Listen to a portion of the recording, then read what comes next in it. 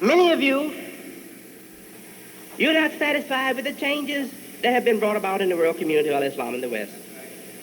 You're not satisfied because you don't hear us praising and tooting the horn of black superiority. So you will you kind of let down. Say, oh, it was good when Honorable Elijah Muhammad was here. He talked about the white devil, called him a skunk, called him a racist, said he was inferior by nature, and we were superior. Now this Imam Muhammad, he ain't saying that no more. And we need that. We need that. We need to be told we are superior and the Caucasian is inferior. That's like telling somebody, you don't have to fight no more. The battle is won. That's not so. We do have to fight. The battle is not won. The white man is towering over us. We're still on the bottom. Don't want to send ourselves to sleep with no lying lullaby that says I'm beautiful, the greatest, the superior, the god of the earth, the Asiatic black man, the honor, the maker, the cream of the planet earth, father of civilization and god of the universe, and the Caucasian is a grafted skunk of the worst type that I can take on my little finger and just throw him out in space and forget him. And every day I'm facing this world, asking the Caucasian for a job, asking him for equal opportunities. What kind of foolishness is that?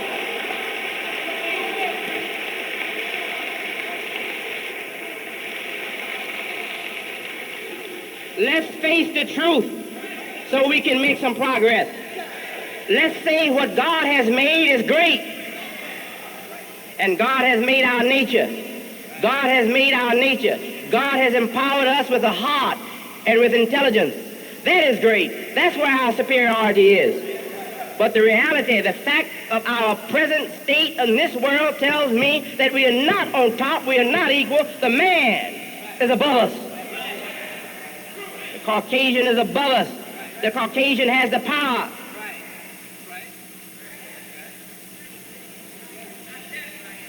And lying to myself is not going to put the power in my hands. Telling the truth is going to put the power in my hands. Because once I know that that man is above me, I know how much I have to struggle to get where he is. Once I admit that I'm not competing with somebody that can't give me a fight, I'm competing with equal material, then I can make some progress.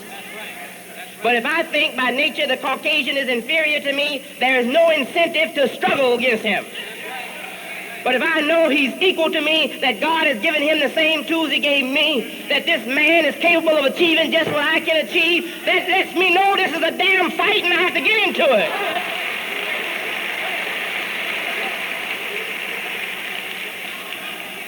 It's a battle that's not going to be won, brothers and sisters, with primitive magic. I can't come out here in a turban and win this war. I can't put on a star and crescent ring and win the war. I can't say assalamu alaikum kif al-hal rahmatullahi wa barakatuh and win the war. I have to meet the man with what he has. I have to meet him with knowledge. I have to meet him with unity. I have to meet him with solidarity. I have to meet him with sacrifice. I have to meet him with endurance. I have to meet him with patience. I have to meet him with courage. I have to meet him with determination. I have to meet him by struggling every day, 24 hours until the battle is equal or until it's won.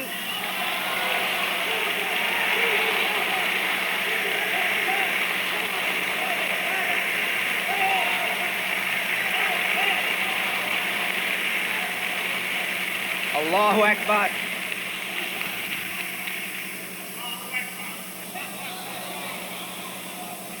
We have superstitious, primitive tendencies in our nature. We haven't been given the understanding of how to come into intelligent life and live it intelligently. So we still depend on magic to get us over. Anytime you think talking black, talking mysteries will get you somewhere, you're depending upon primitive magic. I'm black and I'm proud, I'm black and I'm great. God has made me the superior man. Hunky is the devil, hunky is inferior. That's just like the witch doctor coming out with his bag, and the man is coming with his gun, and with his industry, with his high schools of education. He takes over the land and gives that fool a small space to exercise in. Say, look, monkey witch doctor, you can't have the freedom to disgrace this new order, but we are giving you 2 acres. Reservation for witch doctor exercises. And the witch doctor had to accept to live on 2 acres of witch doctor reservation. And there he can be the chief of 2 acres. I choose to be the chief of the earth.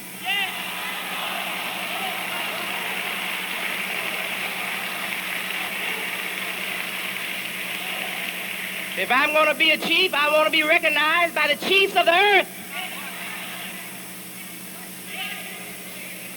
And I believe you're with me because God haven't sent you through 400 years of hell to leave you without an appetite. I know you got an appetite just like I have.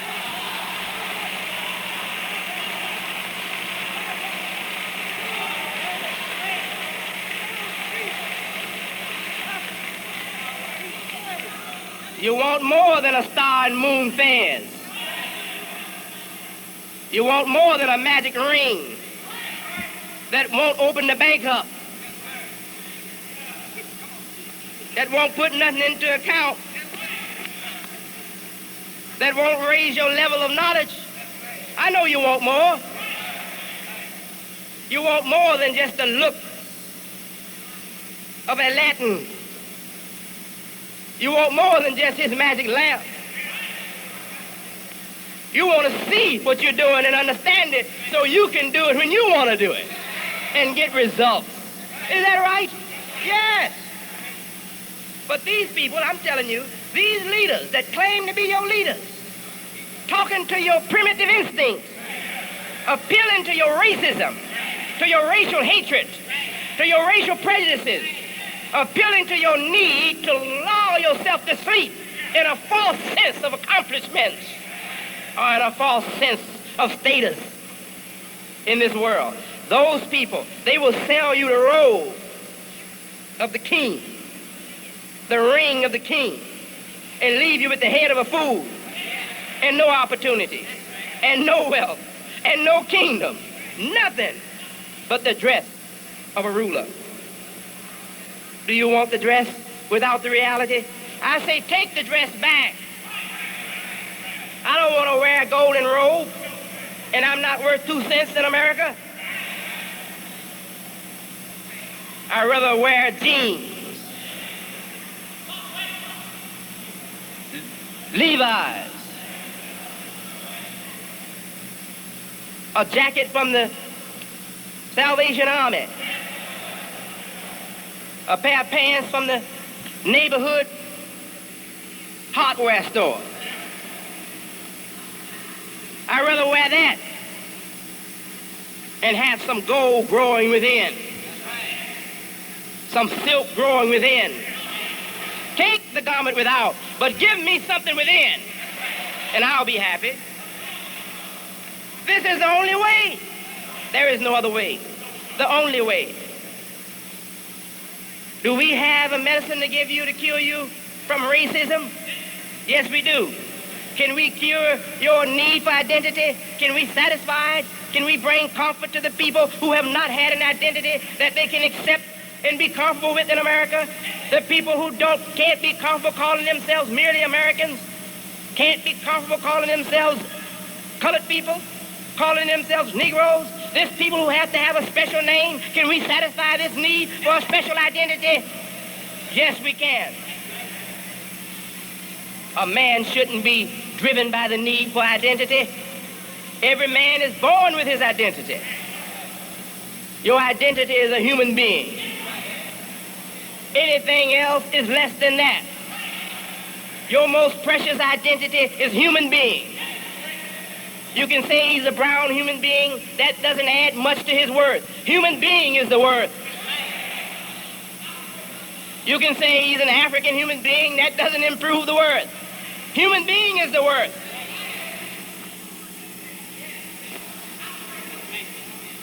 Now, what is a human being? God has said that he made the human being to be his custodian on the earth.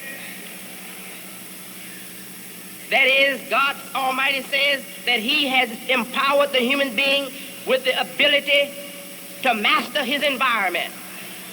And God has said in this Quran, in this holy book, that he has made the sun, moon, stars, sky, earth, and the things that happen between earth and sky. He has made all of those things to yield before the march of human beings and give up their utilities for human progress. God has said that I have ordered the skies and the earth and all between to yield before you when you march for utility, to increase your worth or to give you greater status in the earth. That I have ordered sun, moon, and star to bow to you and say, oh man, I can't resist your march. God made me to bow and give you away. Yes, what is it saying? That if we want to go out in space, there is nothing out there to stop us. God has said he made the space to accommodate me and my aspirations. If I want to plow the earth and use it for human progress, God has said, I have made the earth to yield, to give up its treasures for human progress. God has made the sun to serve human progress. God said that 1,400 years ago to Prophet Mohammed, and he said similar words before that, thousands of years before that.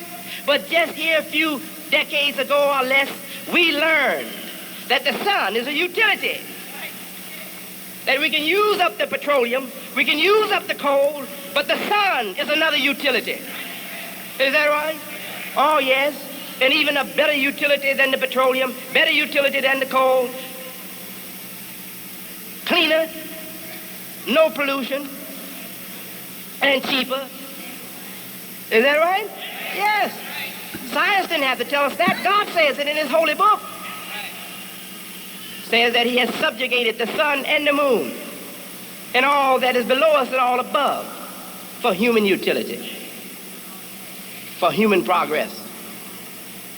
So if God has put me on this earth and told me that your station in this creation is more important than the sun, the moon and stars, more important than the earth and the things that happen between earth and sky, I don't need any philosopher to come from communist land or to come from the capitalist land to give me a sense of identity.